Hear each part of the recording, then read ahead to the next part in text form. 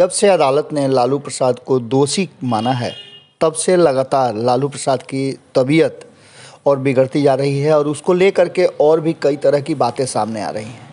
लालू प्रसाद पर सीबीआई में जो केस चल रहे थे, उनमें अंतिम केस था डोरंडा मामला। इस मामले में लालू प्रसाद को दोषी करार दिया गया है और कल वीडियो कॉन्फ्रेंसिंग के जरिए इस पर सज़ा की अवधि सुनाई जाएगी, कितने दिनों की सज़ा लालू प्रसाद को होने वाली है। वीडियो कॉन्फ्रेंसिंग के माध्यम से लालू प्रसाद जो कि रिम्स में भर्ती हैं, उन्हें रिम्स प्रशासन के द्वारा बताया गया है कि एक लैपटॉप उपलब्ध कराया जाएगा और उस लैपटॉप के माध्यम से लालू प्रसाद अपने सज़ा का जो अवधि है और न्यायालय से सीधे जुड़ेंगे। इसके अलावा लालू प्रसाद की मुश्किलें कम होने का नाम नहीं ले रही है। सज़ा से ठीक पहले लालू प्रसाद को लेकर के एक ऐसी खबर आई है जिससे उनके परिवार और परिजन को चिंताएं बढ़ सकती हैं। आपको बता दें, ये स्वास्थ्य से जुड़ी हुई नहीं बल्कि ये कानूनी मामला है जिसको लेकर के उनके परिवार के लोगों को परेशानी हो सकती है। सीबीआई अदालत में दर्ज 2 मामलों को लेकर के ईडी ने उस मामले को टेक ओवर कर लिया है। आपको बता दें कि राजद सुप्रीमो लालू प्रसाद की मुश्किलें कम होती नज़र नहीं आ रही है। सीबीआई के बाद अब प्रवर्तन निदेशालय का शिकंजा उन पर कसना शुरू हो गया है। आपको बता दें कि मनी लॉन्ड्रिंग एक्ट में केस दर्ज किया गया है। इन कांडों में दुमका कोषागार से 3.76 करोड़ रुपए तथा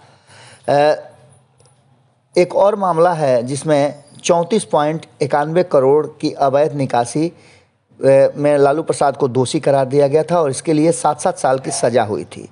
आपको बता दें कि विशेष न्यायाधीश शिवपाल सिंह की अदालत ने 19 मार्च 2018 और 9 अप्रैल 2018 को इस केस में सभी अभियुक्तों के खिलाफ सज़ा सुनाई थी। राजद सुप्रीमो लालू प्रसाद यादव दुमका कोषागार और जो दूसरा मामला था उसमें उनके साथ साथ 19 अभियुक्त शामिल थे जिन्हें सज़ा हुई थी।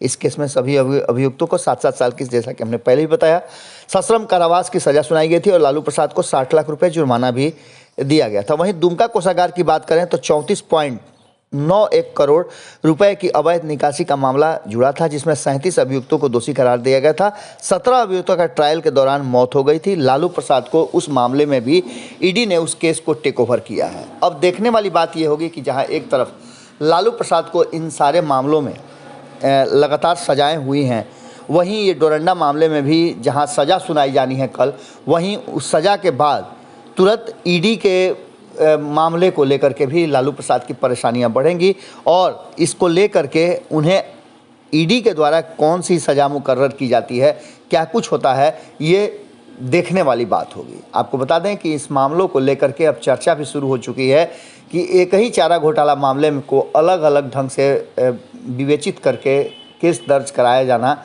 ये राजनीतिक साजिश है। लेकिन न्यायालय के किसी भी फैसले से किसी को कोई आपत्ति नहीं है और सभी ने स्वीकार करने की बात कही है।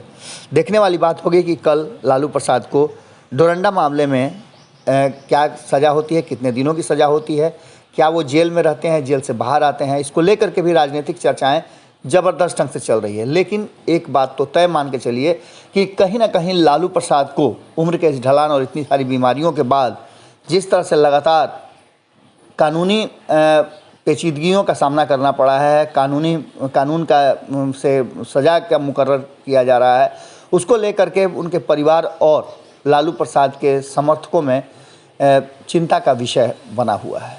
जुड़े रहेगा भारत लाइव के साथ, खबरें अभी और भी हैं। अगर ये वीडियो पसंद आई और वह बिहार के राजनीति और बिहारियत से सरोकार रखेनी तो सब्सक्राइब बटन दबा के चैनल के सब्सक्राइब कर ली। ओजे एगो घंटी बा, ओकरा बटन दबा देला से कुल सटीक और मारक खबर रुआ मुफ्त में मिल जाई।